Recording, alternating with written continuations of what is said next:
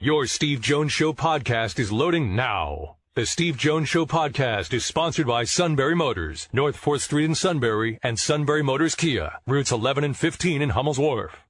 Every Tuesday, I just put my feet up and welcome in a friend, and that is Neal Coolong. My friend, welcome back. As always, it is fantastic to be here. Thank you for having me. All right, so the Combine in Indianapolis, and people get a long look at these players. How have you always viewed the value of the Combine?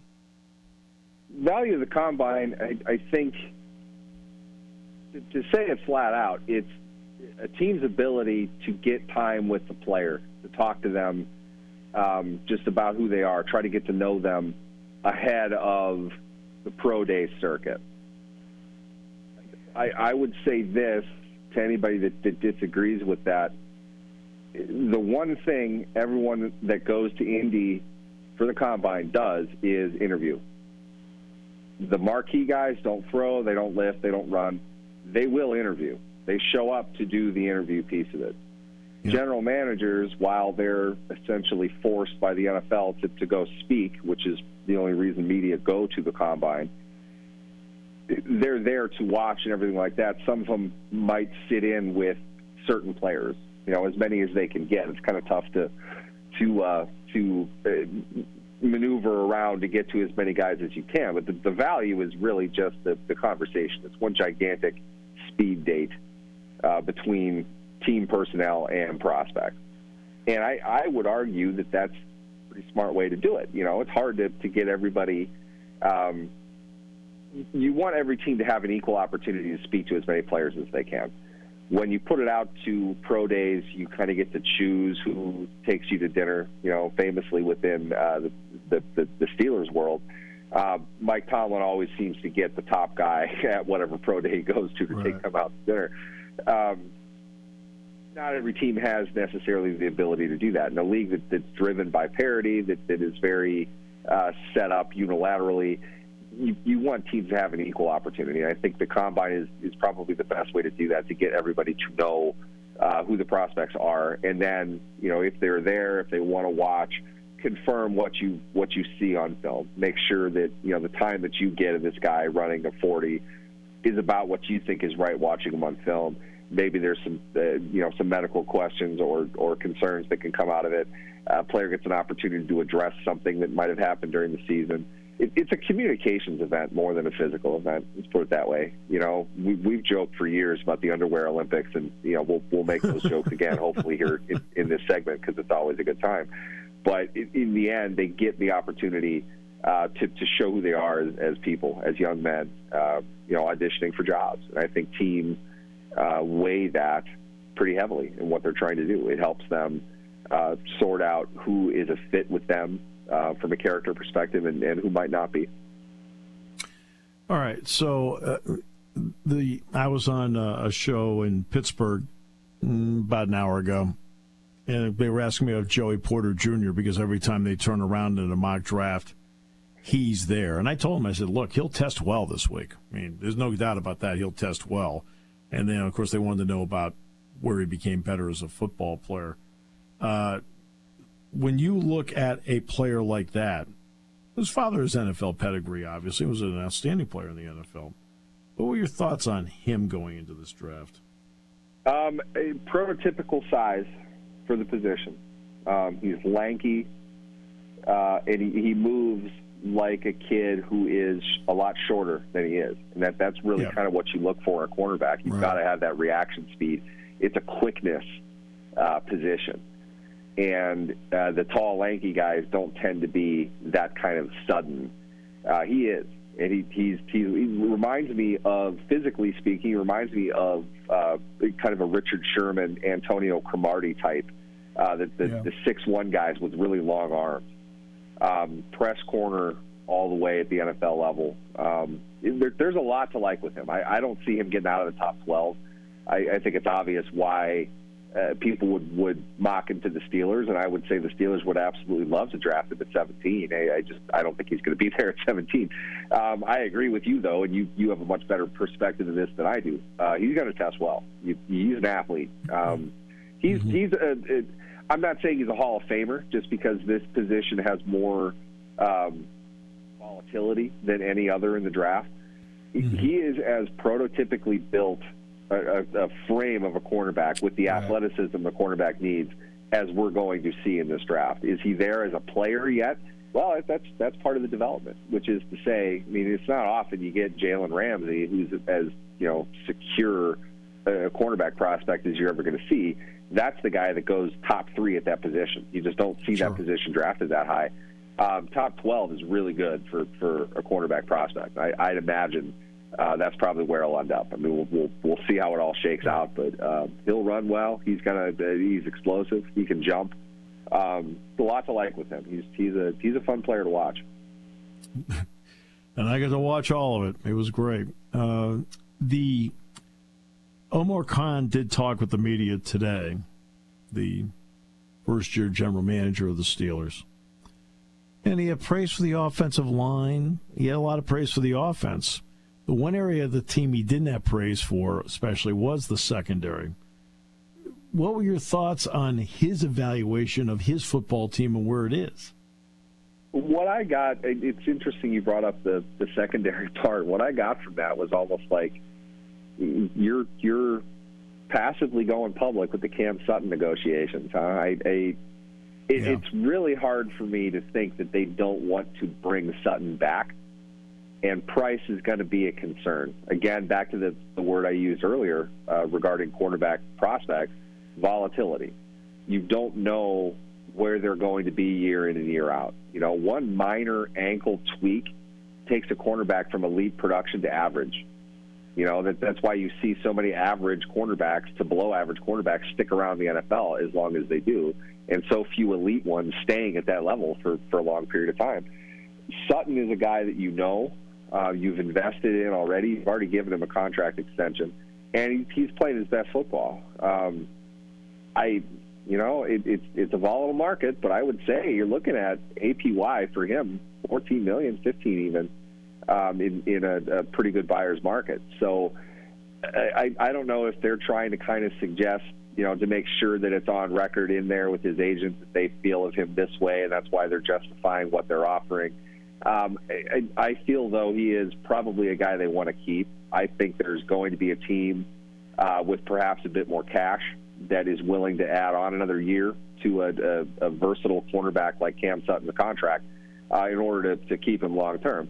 Whether that's enough for Sutton, I'm not sure. But to me, it was almost like that was a veiled commentary on that process, not negative or positive so much, but just more withheld.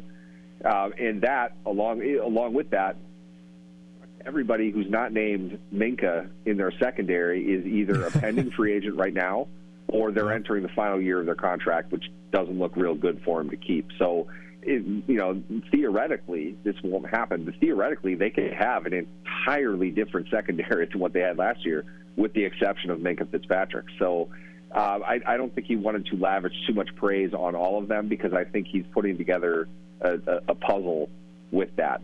It's hard to say who they're going to keep, who they're not. And I think one decision can come after a decision on somebody else is made. And it could be this guy goes into the market, doesn't find what he wants, comes back. They end up signing him again after a week. It's sort of like what happened with Terrell Edmonds, sort of like what happened with the combination of Levi Wallace and Akella Witherspoon last year. They signed equal contracts. It kind of seemed like they went after one and ended up with both of them. So I think he's putting multiple things together and not wanting to speak too forwardly about their ability, just to not try to up their value. He's trying to work on a budget within their secondary. That's assuming you want all of their secondary back, which I'm not sure is the best idea. So, maybe he really just wasn't pleased with them overall. I don't think I'd blame him for that opinion either. No. I mean, their top two free agents are Cam Sutton and Terrell Edmonds. Okay? Other than that, I mean, and they've got room to operate here. So it's going to be up to them as to how they want to handle. Because to me, free agency, you fill whatever gaps you have, and that then sets up how you're going to draft. That, to me, is free agency. Yep, in a lot of ways, I think it's kind of the final nail to your draft board. What can you get? Yeah. Where is their value? Because you don't know, especially you're drafting the back half of round one. You're not entirely sure who's going to go where. You have kind of a sense of it, but you might be on the fence. We can bring in a guy, but we're not feeling good about the prospects at this position being able to play in year one so much. We want to bring in a veteran to kind of pace them. I'm not sure if we want to do that because we want, philosophically, we want our rookies to be able to get on the field right away. That isn't going to work necessarily with this group, so let's sign this cornerback. Well, it turns out that, this cornerback didn't want to play there. Now they have to draft a guy to come in and play right away. So it finalizes what they'll want to do. And I find myself talking about the cornerback position again. I don't think it's an accident. I think that's probably a top position of intrigue for the Steelers heading into the draft, but it is for free agency as well. So a lot of talk about the cornerback position. I think it's what they need to do. It's what they need to address for the 2023 season as well as the next 3, 4, 5 years, leading into it. Daniel Snyder. Okay. So far, so good. Allegedly took on a $55 million loan through the Commanders without informing the minority owners and receiving their approval. All right. And the key is it became 16 months before buying out the individuals who can buy for 40% of the team.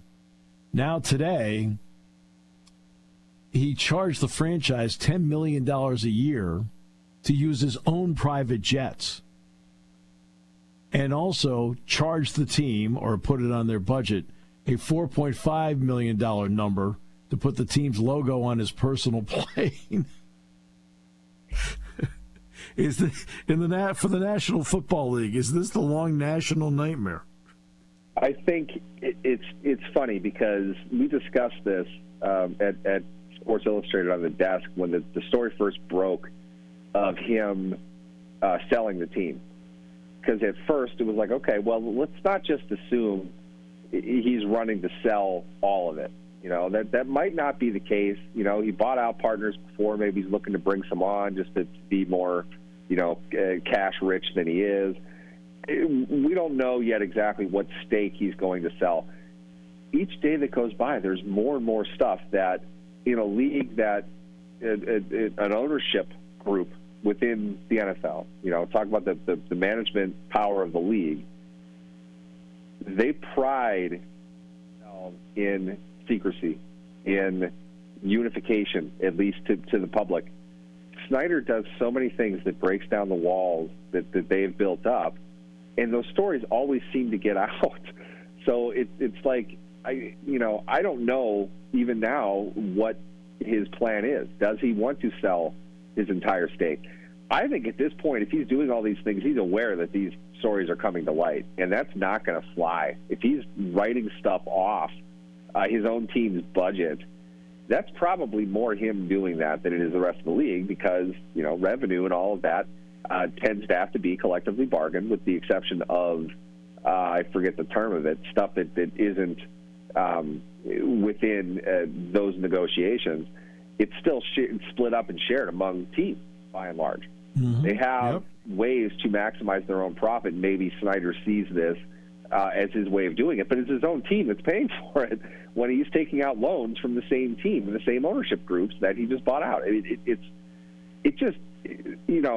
Smart financial investigative reporters are going to dig and dig and dig into this guy, and that is absolutely not the attention 31 other NFL owners want. So it's remarkable to me how it's all coming out in kind of a drip fashion, Just imagine if you got all of that in one news day, though. You'd cover nothing but the Washington football team Commanders for 30 straight days just trying to get all of the information out. But he's cordoned it off well enough for us so we can stay on top of one crisis at a time. But that'd be a tough place to work right now. I mean, no doubt. They've got some problems from a PR perspective, from a financial perspective, from an ethical perspective, from a legal perspective. I can't imagine they don't have just massive turnover among the upper management of that group. There's no other way to look at that. Well, the key to me in all this is that the NFL has yet to release the final findings from Mary Jo White on the Commanders. And I think they've been hoping that the mere fact that she's doing this would force him to sell, and they can stay away from a messy report that then forces him to sell, because they haven't released it yet. That's the real interesting question, isn't it? Because, and I know I'm probably getting more Hollywood theatrical here than I should be, but oh no, go for it. Well, what I'm saying is that they're not. It's not an accident that they haven't released it. What they find in that, basically, I honestly, it would not surprise me if they were looking for anything they possibly could to make him sell. Okay? There was a lot that made him change the name that he didn't ever want to change. Okay? There were significant actions that led to that on the direct fault of him. Yep. Whatever's in that report, it makes you wonder if they're not going to, stick it in the same blast furnace they did with the Spygate videos if he sells the team. And that's contingent upon that. If not, they'll release it, and then the public is going to, go even more bonkers over all this and force action of some type. In other words, it's kind of like, look, you have to buy, you're trying to get a stadium built, okay? You're simply not going to do that. There's just no way you, of all people right now, is going to do that, and that makes you toxic to the rest of us. You're the one guy that can't get the stadium built. That's how much you screwed this up. We want you out of the way because this franchise needs a new stadium. That's what we care about. So here's our leverage. Sell the team, make a profit, go away. Be built, shake hands and smile at you in public if we ever see you. But this has to stop. To me, that's the most plausible scenario that this represents. I hate to say this, but if I was an owner of an NFL team, that's what I'd want to do right now. If I couldn't get him to sell any other way, there's got to be something, because it's holding everything else up. He's dragging everything else down, and that's not conducive for anybody to do business. And it's time that this ends. I mean, you can't even the Jaguars watch turbulation as Snyder in Washington has created over the last 2 years. That's amazing. Wow. I mean, I think they bought the land in Woodbridge, Virginia, to build the stadium, be like $55,000. And the Virginia legislature won't approve it. In other words, okay, what state says no to an NFL team unless it's his team? Unless it's his team. They're not even saying no to the team. They're saying no specifically to him. I mean, that's a real problem. People are not going to get reelected if they're supporting this. That's how toxic he is. And they all know it. It's I don't know. I think you and I talked about similar Washington-related issues last year, if not 2 years ago. And what we know is we can never say this is over. Who knows what's coming next? We've discussed having beat reporters specifically to cover the legal and financial implications of the Washington franchise. That's significant. It's really hard to cover, and every day it just feels like it's something else. My friend, always a pleasure. You know that. Absolutely. The pleasure is all mine. I hope you guys have a good day.